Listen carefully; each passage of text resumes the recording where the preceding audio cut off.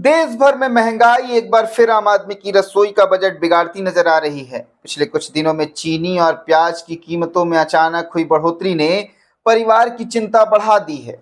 जिस रसोई का खर्च पहले ही गैस, तेल, दाल और सब्जियों की बढ़ती कीमतों के कारण दबाव में था, अब चीनी और प्याज की महंगाई ने घरेलू बजट पर एक और बोझ डाल दिया है। महज 10 दिनों में चीनी की कीमत करीब 46 से 48 रुपए प्रति किलो से बढ़कर 68 से 70 रुपए प्रति किलो तक पहुंच गई है। वहीं गुड़ के दाम भी लगभग 55 रुपए से बढ़कर 85 रुपए प्रति किलो हो गई है।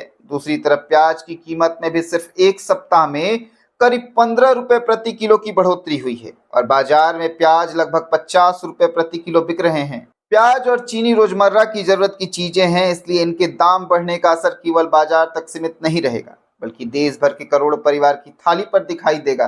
घरों में चाय से लेकर नाश्ते और खाना बनाने तक का खर्चा बढ़ सकता है। छोटे दुकानदारों, चाय नाश्ते की दुकानों और भोजनालय पर भी लागत बढ़ेगी, जिसका असर आगे चलकर ग्राहकों पर पड़ सकता है। सबसे बड़ी चिंता गरीब और निम्न आय वर्ग के परिवार को लेकर है। जिन परिवारों की आमदनी पहले से सीमित है, उनके लिए हर किलो सामान पर बढ़ी कीमत महीने के कुल खर्चे में बड़ा अंतर पैदा कर सकती है। ऐसे परिवार को जरूरी सामान की मात्रा कम करने या दूसरी जरूरत पर खर्चा घटाने के लिए मजबूर होना पड़ सकता है। प्याज की कीमत में बढ़ोतरी के पीछे उत्पादन और आवाक में कमी तथा मौसम संबंधी कारणों को जिम्मेदार बताया जा रहा है। यदि बाजार में आपूर्ति जल्द सामान्य नहीं हुई, तो आने वाले दिनों में कीमतों पर और दबाव पड़ सकता है।